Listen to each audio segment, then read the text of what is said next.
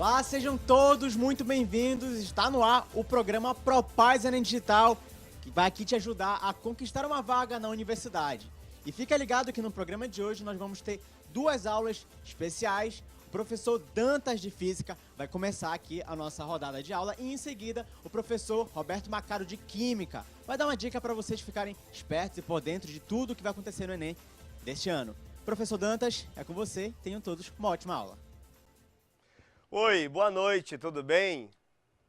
Nós estamos começando mais uma aula. A nossa aula agora é sobre acústica dentro da área de ciências da natureza e suas tecnologias. E é um tema muito importante porque existe uma habilidade lá dentro da matriz do Enem que trata dessa questão de fenômenos ondulatórios. E com certeza a acústica ela está presente lá. Olha só, então a gente vem mostrar para você a parte de acústica que trabalha especificamente as ondas sonoras. E para começar, eu quero te apresentar uma onda. Para começar, eu quero te mostrar o comprimento de onda, frequência e velocidade, que são as características de qualquer onda periódica. Aqui na tela para você, futuro calouro. Olha só. Então nós temos a representação de uma onda completa, que seria uma oscilação completa. O que você vê na tela é uma medida exata do comprimento de onda, que é o tamanho de duas oscilações. Então você tem aqui, na verdade, dois pulsos, uma oscilação, isso corresponde a um comprimento de onda. Ora, mas essa onda, ela se propaga com uma certa velocidade. E as ondas, nós sabemos que elas vibram, portanto, existe uma grandeza que mede o grau de vibração dessas ondas, que é a frequência.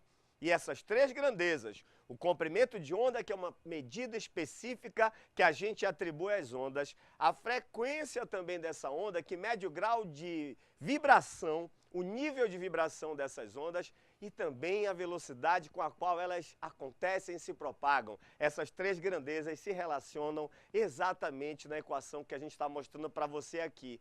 A velocidade ela é igual ao comprimento de onda multiplicado pela frequência. É tranquilo para que você possa obter essa expressão. Na realidade, você utiliza a própria fórmula da velocidade média e consegue demonstrar isso. Mas não vem o caso aqui a gente fazer essa demonstração. Mas já que nós estamos falando de acústica, é muito importante que a gente entenda essa onda mecânica chamada som. Que a gente entenda como é que ela se propaga, o que ela causa no ar, o que ela provoca no ar, que faz com que a gente tenha sensibilidade a esse efeito de energia, a essa energia chamada som. Tenho aqui na tela para você, futuro calouro. Olha só o que a gente mostra aqui na tela. Aqui a gente coloca um alto-falante. O alto-falante, ele vai emitir essa energia, ele vai emitir essa onda sonora e vai deixar as moléculas do ar arrumadas, organizadas e com uma configuração que é essa que a gente mostra na tela. Existem algumas regiões em que as moléculas ficam mais concentradas e outras nas quais as moléculas ficam menos concentradas. E aí você conseguiu perceber na distribuição, na arrumação, na organização dessas moléculas que você tem zonas de pressão alta e pressão baixa. Acompanhe aqui na tela, futuro calouro, olha só. Essas regiões em que as moléculas estão mais concentradas são chamadas as regiões de compressão. Aí a pressão é máxima. E as regiões em que as moléculas estão mais afastadas, portanto, nessas regiões intermediárias, a pressão vai ser mínima. E essas são as regiões de rarefação. E o que é o comprimento de onda para uma onda sonora sendo representada para você no ar?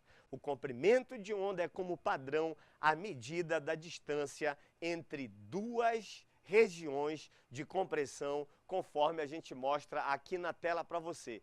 Veja só, a cada momento que você tem uma região de pressão mais alta, isso vai ser equiparado a uma crista da onda. E quando a pressão é mais baixa, isso vai ser equiparado, vai ser associado a um vale da onda. E, portanto, quando você mede a distância entre duas cristas consecutivas, ou seja, para o caso da onda sonora, a distância entre duas regiões de compressão No caso, essas regiões em que as pressões são máximas, consecutivas, você vai ter exatamente este comprimento de onda, o lambda. Então, o som, ele deixa o ar com essa configuração, com regiões de pressão alta, pressão baixa. E quando você mede a distância entre essas regiões de alta pressão, você vai ter o comprimento de onda. Então, isso aqui é um momento muito importante para que a gente possa introduzir esse tema chamado acústica.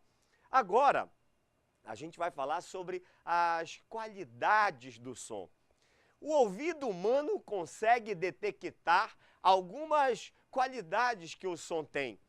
Muitas vezes você reconhece, identifica e te causa surpresa quando você vê um homem com uma voz fina, ou até mesmo o contrário, uma mulher com uma voz grave. Então, quando você está identificando o agudo e o grave de uma voz humana, você está identificando o agudo ou um grave de um instrumento musical, você está com a qualidade do som chamada altura. É muito importante nesse momento que você entenda, a altura não tem a ver com a força do som, a altura não está relacionada diretamente com a potência do som, a altura é a qualidade que te faz diferenciar agudos de graves. Olha o que eu tenho aqui na tela para você então. A qualidade do som, chamada altura, é aquela que vai te fazer diferenciar agudos de graves. Portanto, quando você reconhece que a voz de alguém é fina, no grosso modo, no caso aguda, ou a voz de alguém é grave, você está identificando exatamente a altura. E toma cuidado, futuro calouro, com um pequeno detalhe que eu quero te passar bem aqui. O som agudo, ele é um som que tem frequência alta. E por isso o som agudo é chamado de som alto, porque tem frequência alta. E o som grave é um som de frequência baixa. Por isso que este som é chamado de som baixo. Olha só o que eu estou te dizendo, que som alto não significa barulho. Para acústica, decididamente som alto quer dizer agudo. Para acústica, som baixo não é silêncio. Som baixo quer dizer um som mais grave.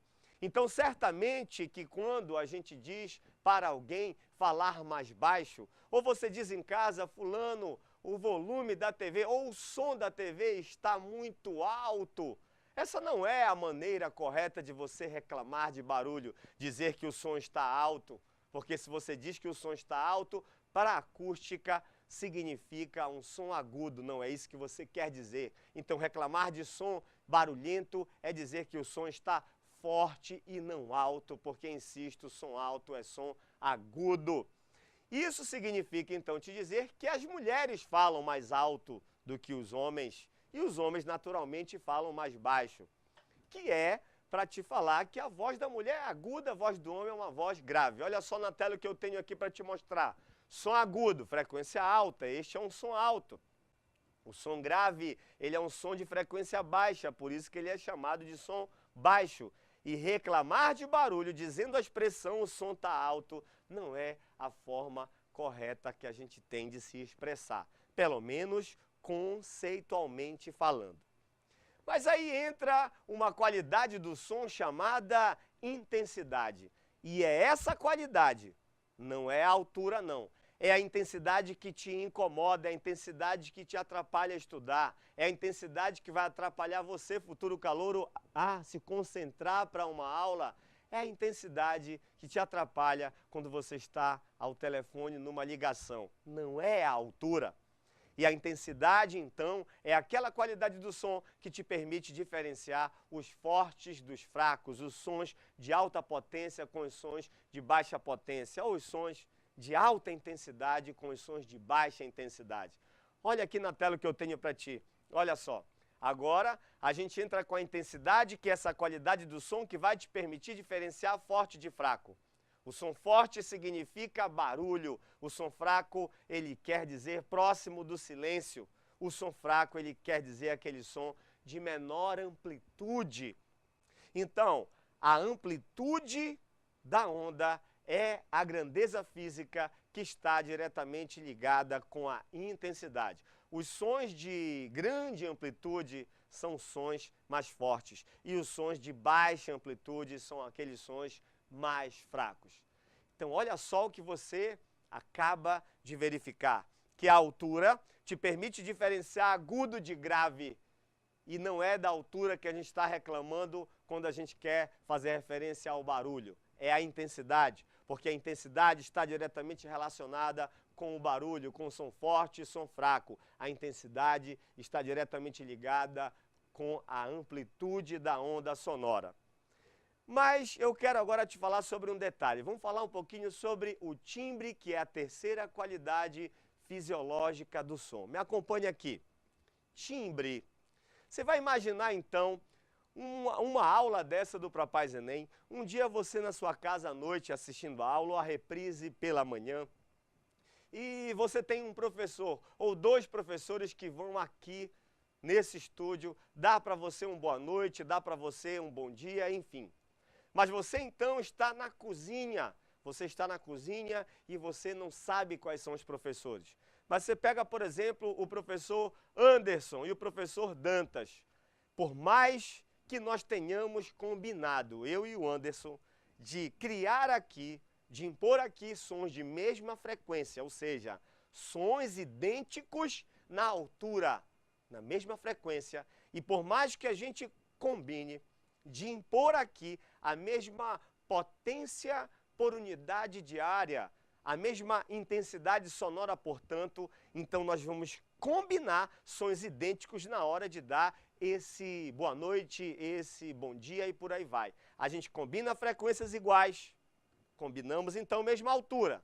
A gente combina potências por unidade de área iguais, portanto a gente combinou a mesma intensidade. Mas certamente quando o bom dia for dado pelo Dantas e depois pelo Anderson, você consegue diferenciá-los. O nosso ouvido humano, o nosso aparelho auditivo é limitado sim, mas não tão ao ponto de você confundir sons de mesma altura e mesma intensidade.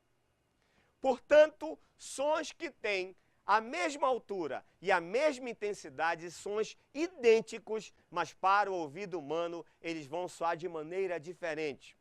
E é comum você perguntar para o aluno, por que estes sons? Parecidos na frequência, portanto na altura.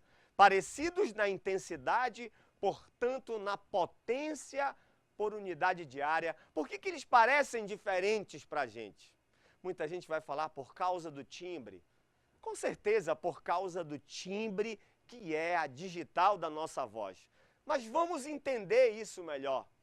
Na realidade, cada um de nós, isso é algo particular, quando nós falamos e criamos uma onda sonora no ar, cada um configura as moléculas do ar de um jeito próprio. Cada um configura as moléculas do ar de um jeito específico. Aquelas variações de pressão que você viu no começo da aula, eu tenho uma forma particular, pessoal, de deixar o ar programado com variações de pressão especiais, que são minhas, da minha natureza, são próprias, são a minha impressão digital. O outro professor tem a maneira particular dele. E é assim que acontece no caso dos instrumentos musicais. Olha só o que eu tenho para te mostrar aqui na tela. Timbre, sons de mesma altura, de mesma intensidade, soam de maneira diferente em nossos ouvidos. E a gente coloca para você na primeira onda, o violino, quando ele emite uma onda sonora no ar, ele causa zonas de pressão o ar está variando a sua pressão conforme a gente vê na primeira imagem. Se for o violino é assim, é uma forma particular dele fazer. Mas, se você tiver um outro instrumento como o piano, quando ele arruma, quando ele organiza e configura as moléculas do ar, ele já deixa essa pressão variando da forma como você está vendo aqui embaixo. Então, isso quer dizer que, por mais que dois sons sejam idênticos em altura e intensidade, eles vão arrumar as moléculas do ar de maneira diferente e nós então seremos sensibilizados de forma diferente.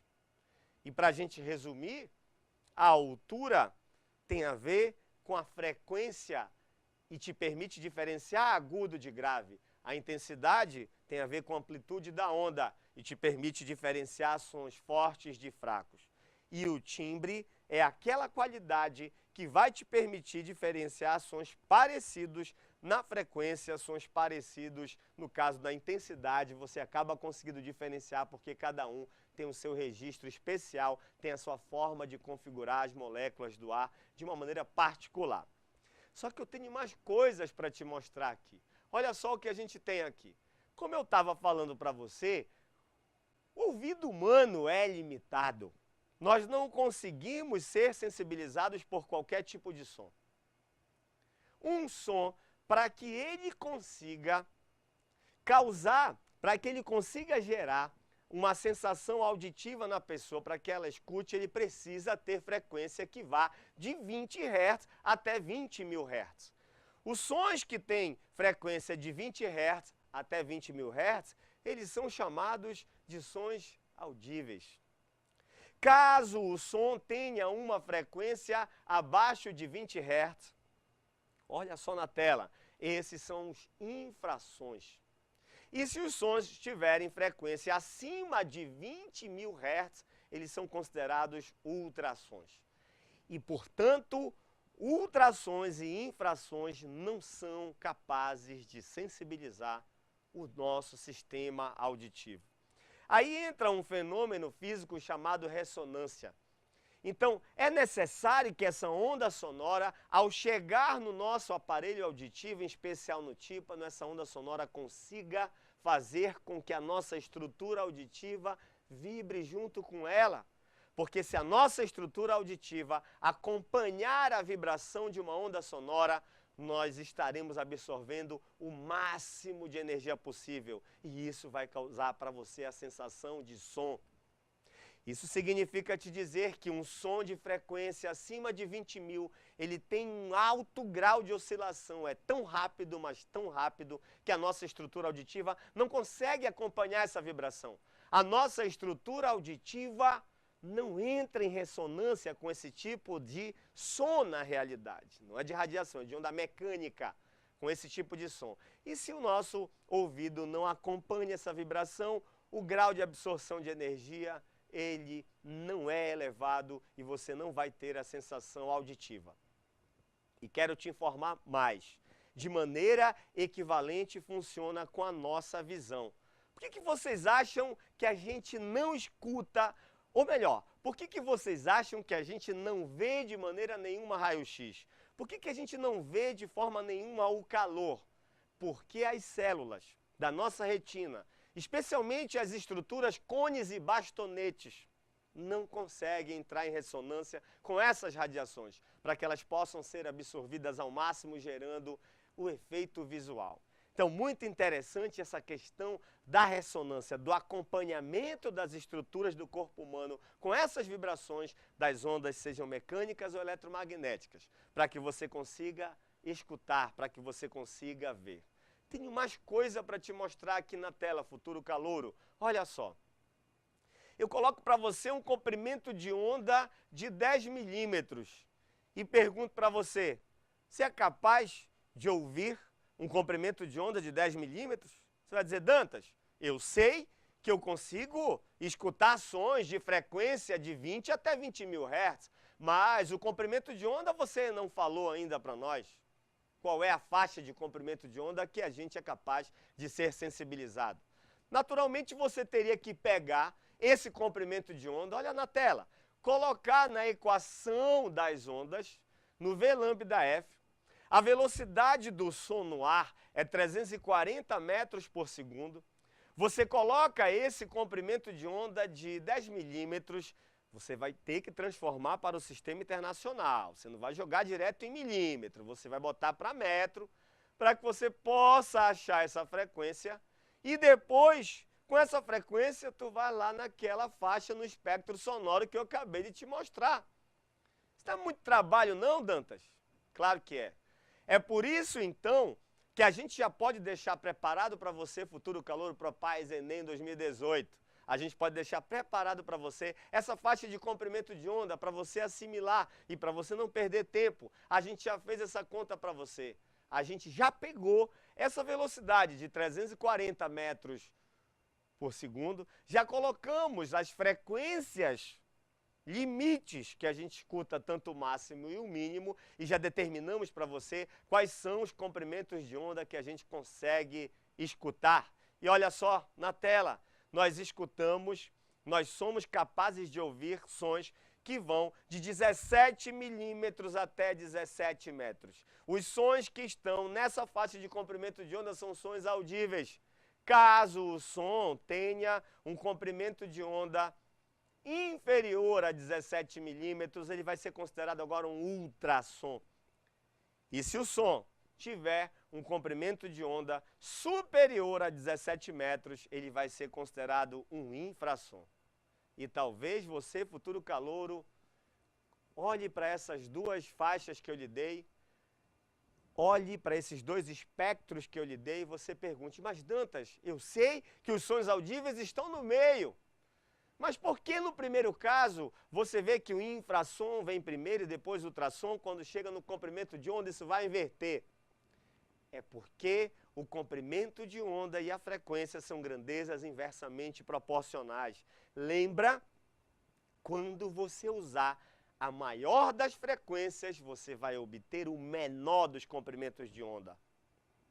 E quando você utilizar o menor comprimento de onda, você vai obter a maior frequência. E é por isso que houve esta inversão. Então, nessa aula de acústica, a gente pôde tratar das qualidades do som. Nós falamos sobre espectro sonoro, a gente falou para você sobre ressonância e como é que ela funciona para que você possa escutar um determinado som ou até mesmo enxergar uma determinada radiação. A gente precisa trazer para você aqui uma aula de nível sonoro e de intensidade física, aquela história do watt por metro quadrado. Porque, por exemplo, quando eu coloco um copo de vidro numa porta, eu consigo escutar bem melhor o que está acontecendo lá atrás. Eu preciso saber te explicar isso, eu tenho que te explicar isso. E isso a gente vai fazer num segundo momento, na nossa segunda aula de acústica. Esse é o Propaz Enem 2018. Valeu!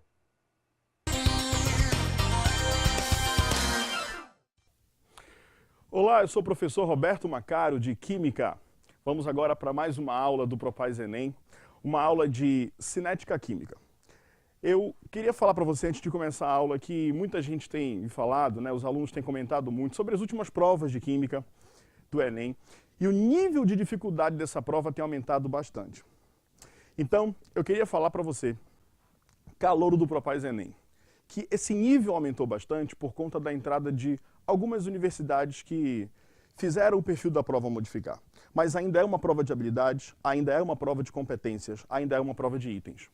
Então, ainda é uma prova onde química está dentro de ciências da natureza. Então, você não vai fazer uma prova de química, uma prova de física, uma prova de biologia. Você vai fazer uma prova de ciências da natureza.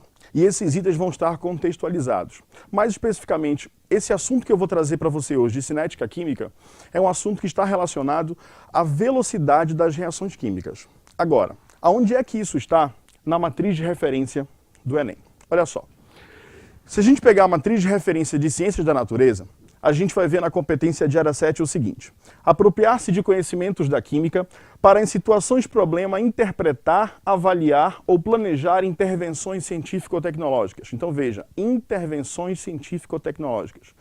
Olha o que diz a unidade 24. Utilizar códigos e nomenclatura da química para caracterizar materiais, substâncias ou transformações químicas. Então a gente vai fazer hoje uma leitura gráfica, a gente vai fazer uma leitura hoje de alguns códigos, de algumas coisas que são relacionadas especificamente da química, para que você consiga entender melhor quando você lê o texto básico, quando você lê o enunciado daí do item que você vai resolver na prova, certo? Olha o que diz a habilidade 26. Avaliar implicações sociais, ambientais e ou econômicas na produção ou no consumo de recursos energéticos ou minerais, identificando transformações químicas ou de energia envolvidas nesse processo. Olha só a habilidade 27. Avaliar propostas de intervenção no meio ambiente, aplicando conhecimentos químicos, observando riscos ou benefícios. Então, Como eu falei para você, sem mais delongas, cinética química estuda a velocidade das reações químicas e os fatores que influenciam em sua aceleração ou desaceleração. Então é importante você entender, porque toda vez que a gente fala em cinética química, aí os alunos falam, não, professor, estuda os fatores que aceleram a reação. Nem sempre. A gente estuda os fatores que aceleram a reação e a gente estuda os fatores também que desaceleram. Ou seja, tudo que está relacionado à velocidade de aceleração ou desaceleração, a gente vai estudar aqui na cinética química. Mas para a gente entender melhor, a gente precisa de um conceito muito importante. Primeiro conceito que a gente vai estudar agora é o conceito de choque eficaz. Então, olha só, qual é o conceito que você vai... O que é um choque eficaz? O nome mesmo já está dizendo. Choque, colisão. Essa colisão precisa ser eficaz. Essa colisão precisa ser frontal. Se você entender como que a gente faz para melhorar esses choques eficazes entre as moléculas, você vai entender como acelerar uma reação. Se você entender como prejudicar esses choques eficazes que ocorrem na reação, você vai entender como desacelerar essa reação. Então vamos entender. Olha só essa imagem, eu vou ampliar ela para você aqui. Aqui eu quero que você fique de olho nessa imagem. Olha só, eu tenho uma molécula aqui de gás iodo. Então fica de olho aqui na imagem, olha aqui, ó. A molécula de iodo está representada aqui pela essa molécula verde. E o gás hidrogênio está representado aqui pela molécula de cor vermelha. Aí eu tenho aqui em cima um choque eficaz e aqui embaixo um choque não eficaz. O que você está percebendo? O choque eficaz está ocorrendo quando a colisão entre as moléculas está sendo frontal. Então é muito importante você perceber isso, porque olha só, quando essa colisão ela é frontal, a gente tem aí um choque eficaz. Se essa colisão não for frontal, a gente não vai ter aí um choque eficaz. Então presta bem atenção. Se as moléculas colidirem de frente, ou seja, acertarem cheio, eu vou ter o que a gente chama de choque eficaz e vou ter uma colisão frontal. Mas se as moléculas pegarem de raspão uma na outra, o choque não vai ser eficaz e, consequentemente, não vai ocorrer a reação. Se você continuar prestando atenção nessa imagem, você vai ver que quando o choque é eficaz, os compostos se transformam. Então eu tenho aqui, ó, a molécula de ácido iodídrico, o HI, sendo formada. Quando o choque não é eficaz, a molécula continua sendo iodo, continua sendo H2. Então vamos lá. O que é um choque eficaz? É uma colisão frontal. Agora, como é que eu faço para promover melhores colisões entre as moléculas? São esses fatores que a gente vai mostrar para você. Mas antes, vamos falar de uma habilidade importante. A habilidade gráfica. Esse gráfico, toda vez que você enxergar um gráfico onde tem esta curva mais acentuada, alguns alunos chamam de barriguinha do gráfico, né, professor? E toda vez que você encontrar e aparecer esta barriguinha aí do gráfico, né, esta montanhazinha aqui, isso quer dizer que está sendo representada no gráfico a energia de ativação. Então perceba, você percebeu no slide anterior que para a reação ocorrer eu preciso de um choque eficaz. E quando eu tenho um choque eficaz, que é uma colisão frontal, as moléculas vão quebrar. As ligações das moléculas vão se romper para novos compostos serem formados. Mas toda vez que esse choque eficaz ocorre, ele só vai ocorrer se você conseguir fornecer energia suficiente para que ocorra a quebra dessas ligações. Então, além dos choques eficazes, eu preciso promover um choque, tem que ser uma colisão frontal, e tem que ser uma colisão frontal com energia suficiente para ocorrer a reação. Vou te dar um exemplo. Se você pegar uma folha de papel e colocar um isqueiro nessa folha de papel, e você fizer o seguinte, ó, com essa velocidade que eu vou fazer, colocar um isqueiro e fizer isso aqui. O que vai acontecer? Vai pegar fogo na folha de papel? Possivelmente não. Se você pegar isso aqui e fizer aqui, ó, você não tem como o fogo pegar, porque você não forneceu energia suficiente. Agora imagina o seguinte, se você pegar o papel e colocar o fogo e deixar lá, ele vai pegar fogo, porque você vai demorar tempo suficiente para promover energia de ativação para ocorrer a reação. Quer ver uma situação onde a energia de ativação pode ser evidenciada? Aniversário. Eu já vi gente passar apuros para acender vela de bolo em aniversário. Principalmente se for aquelas velas que tem aquele famoso chuveirinho. A pessoa acende o fósforo, deixa lá, o fósforo queima o dedo da pessoa e a pessoa não consegue acender a vela. Por quê, gente? Porque não basta só o fogo encostar no pavio. Você tem que promover um contato maior, um tempo maior. Tem que esperar até a energia de ativação ser suficiente para ocorrer essa reação, para ocorrer a combustão. E aonde é que essa energia está representada nesse gráfico, gente? Aqui nesse Azinho minúsculo, a distância entre o início da reação até esse número 1 aqui, ó, que está sendo representado por esse azinho minúsculo, é o que a gente chama de energia de ativação. Então, esta curva, se ela for muito acentuada, ou seja, muito alta, o que você vai ter aí? Uma grande energia de ativação. E se essa curva for menor? Você vai ter uma baixa energia de ativação. Então, é óbvio que vocês devem ter entendido que se a reação for lenta, essa energia de ativação vai ser grande. Se a reação for rápida, essa energia de ativação vai precisar ser mais curta, vai acabar sendo mais curta. Então, olha só, o que acontece aqui? É onde vai ocorrer a quebra das moléculas dos reagentes. Então, a gente representa isso e chama de complexo ativado. O Azinho minúsculo é justamente a energia de ativação. E B está representando o gráfico da variação de entalpia. Apesar de ser um gráfico que mostra a energia de ativação, pode ser um gráfico também usado em termoquímica para o cálculo da variação de entalpia. Então, se fosse o caso, esse gráfico, como a entalpia do produto é menor que a entalpia do reagente, esse gráfico é de uma reação exotérmica, uma reação que libera calor.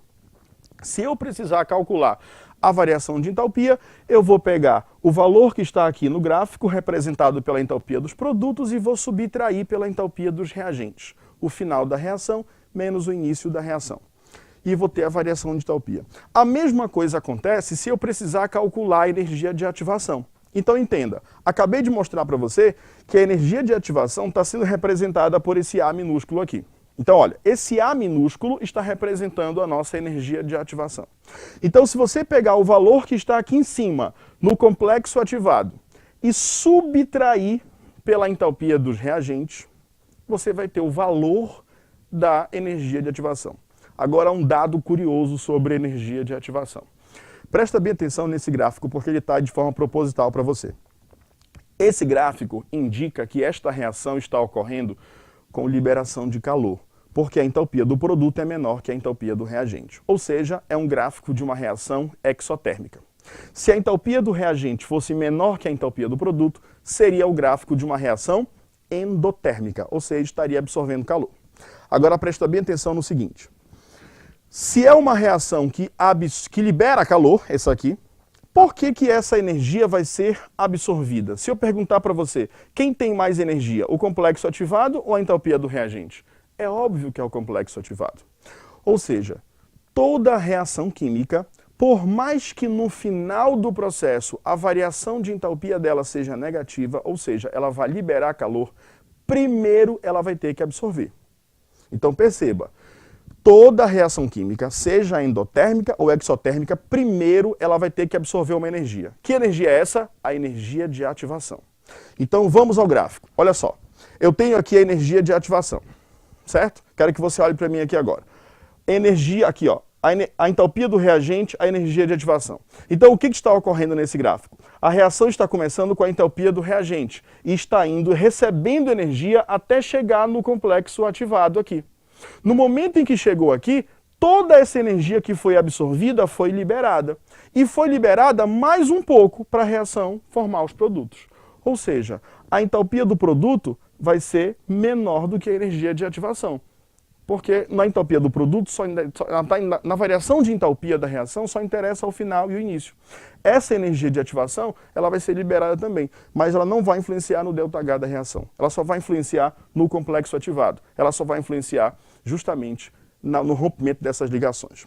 Então perceba, por mais que a reação seja exotérmica, primeiro vai ser absorvida. Por isso, toda vez que você calcular a energia de ativação, ela sempre vai ser uma energia positiva, já que ela é uma energia positiva.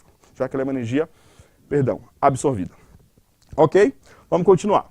Olha só, eu coloquei aqui para você esse gráfico para a gente comparar. Então aqui eu tenho um gráfico onde eu tenho uma curva maior em vermelho e tenho um gráfico aqui com uma curva menor em preto.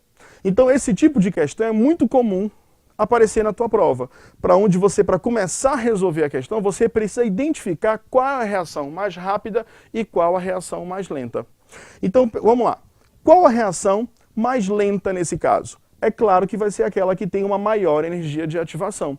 Ou seja, eu vou precisar fornecer muita energia para que essa reação chegue no complexo ativado. Logo, essa reação vermelha é uma reação mais lenta. Agora perceba, se eu pegar esta curva aqui embaixo, aqui, ó, preta, eu preciso fornecer pouca energia para ela chegar no complexo ativado. Logo, a energia de ativação dela é menor e a reação vai ser mais rápida. Então, a energia de ativação é inversamente proporcional à velocidade da reação. Se a energia de ativação for grande, a reação é lenta. Se a energia de ativação for pequena, a reação é rápida. Ok, gente? Vamos continuar. Agora a gente vai ver os fatores que influenciam na velocidade das reações químicas. Existem diversos fatores, eu selecionei 5 para a gente conversar hoje na aula de hoje. Então, a superfície de contato, concentração dos reagentes, pressão, temperatura e catalisador. Esses fatores nós vamos falar agora de um por um, para que você não seja pego de surpresa aí na sua prova. Então, o primeiro deles é a superfície de contato.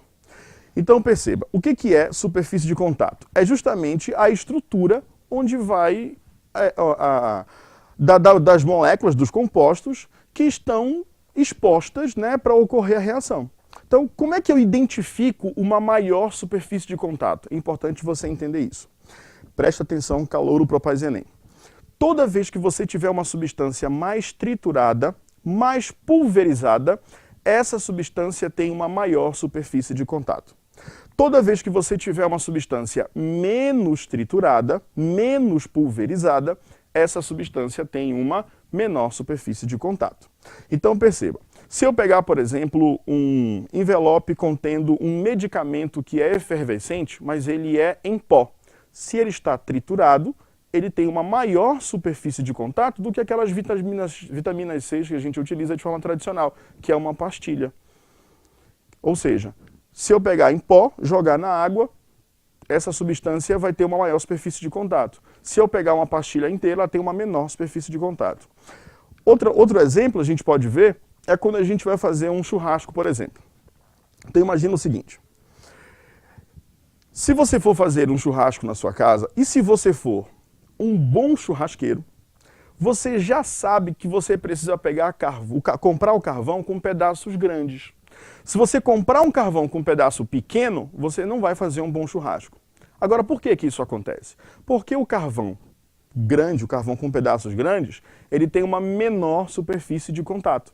Então, quando você colocar para fazer o fogo, ele vai ficar com o fogo mais baixo, mais brando, vai demorar mais, claro, para assar a tua carne. Mas a carne vai ficar de forma equitativa, ela vai ficar mais macia, vai ficar mais suculenta.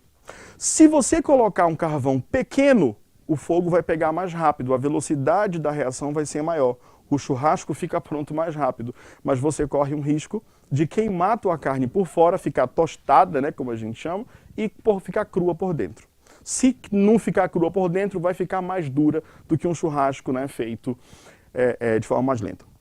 Os grandes experts aí em churrasco, eles criam formas para demorar mais tempo para assar a carne. Eu já vi, por exemplo, costelas, né, sendo assadas em 2 dias. A pessoa faz uma fogueira que fica longe da costela. Só aquela brisa do fogo vai cozinhando ela e ela fica suculenta, fica mais macia. São técnicas utilizadas. Ou seja, para fazer um churrasco, quanto mais tempo para ficar pronta a carne, melhor vai ser o teu churrasco.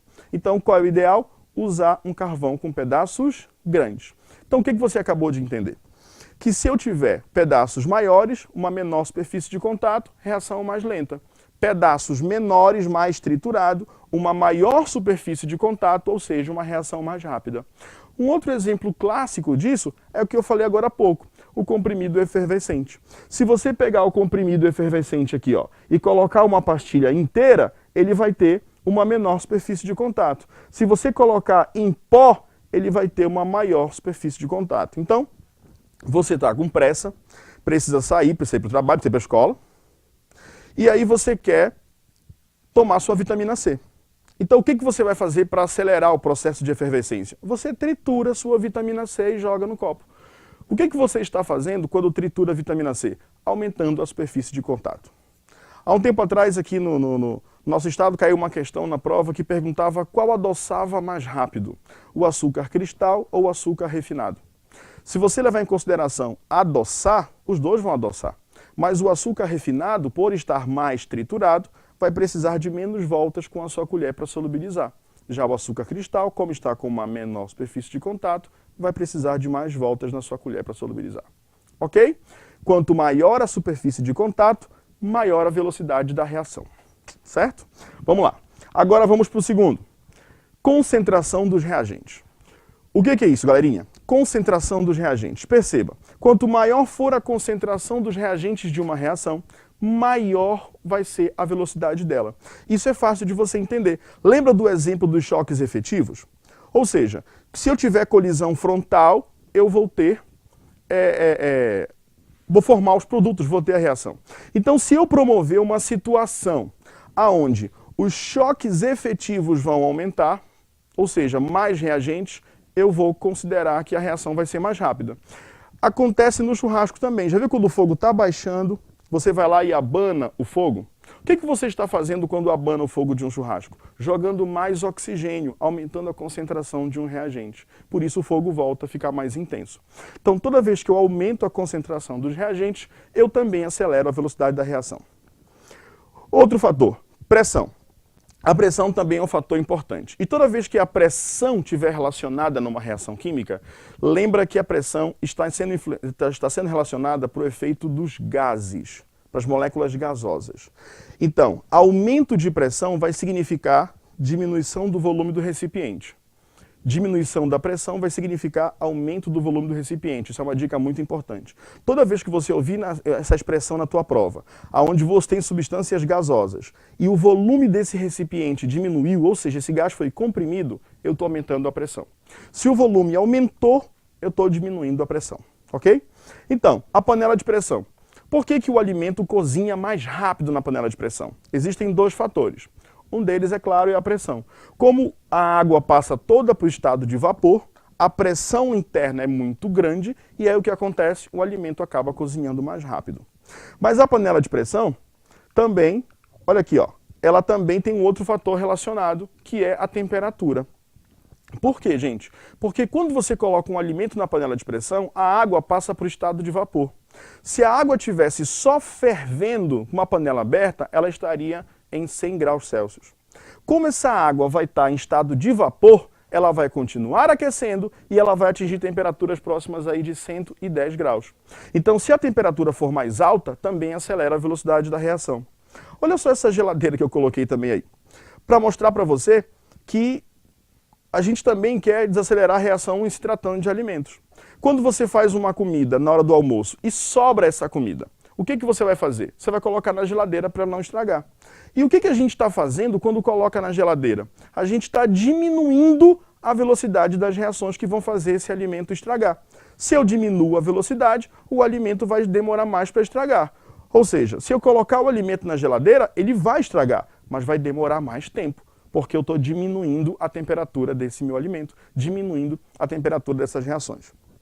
Então, quanto mais alta a temperatura, maior a velocidade da reação. Quanto mais baixa, menor a velocidade. E o último fator que eu vou mostrar para você hoje é o catalisador. O que o catalisador promove, gente? O catalisador promove uma diminuição da energia de ativação. Lembra que eu falei para você que se a energia de ativação for curta, a reação é mais rápida? Então, toda vez que você ouvir essa expressão, diminuiu a energia de ativação, só quem faz isso é o catalisador. E ele não participa da reação. Te lembra, ele entra e sai ileso. O catalisador entra na reação para diminuir a energia de ativação, acelerar essa reação e, consequentemente, não participar dela. Então, olha, o Azinho aqui está representando a energia de ativação da reação não catalisada. E o que está representando esse Bzinho aqui, gente? Justamente essa diminuição, olha, a nova reação. Então essa reação que está pontilhada, ela tem uma menor energia de ativação. E por quê? Porque é uma reação catalisada. Então, o que acontece aqui? Esse C está representando justamente a diminuição da energia de ativação provocada pela adição do catalisador. E o D representa a variação de entalpia, a gente falou no início da aula. Logo, essa reação representada por 1 é o complexo ativado da reação não catalisada e o 2, o complexo ativado da reação catalisada, ok? Bom, eu espero que você tenha gostado, né, tenha revisado aí os conteúdos de cinética química. Eu só queria deixar para você aí o nosso site do Propaz Enem. Então, olha só, eu quero que você, se você quiser baixar o nosso material, você pode entrar no site www.propaz.pa.gov.br. Esse também é o meu Instagram, se você quiser mais dicas ou alguma coisa, pode seguir a gente nas redes sociais também. Mas não esqueça, todo o material que a gente trabalha nesses aulões do Estado, eles estão no site do Propaz Enem. Então você pode entrar lá e baixar todo esse material das aulas. E queria mandar um abraço aí para todas as cidades, todos os municípios das aulas por onde a gente tem passado nessa caravana Propaz Enem 2018. Muito obrigado e rumo à aprovação. Até a próxima aula, gente. Muito obrigado.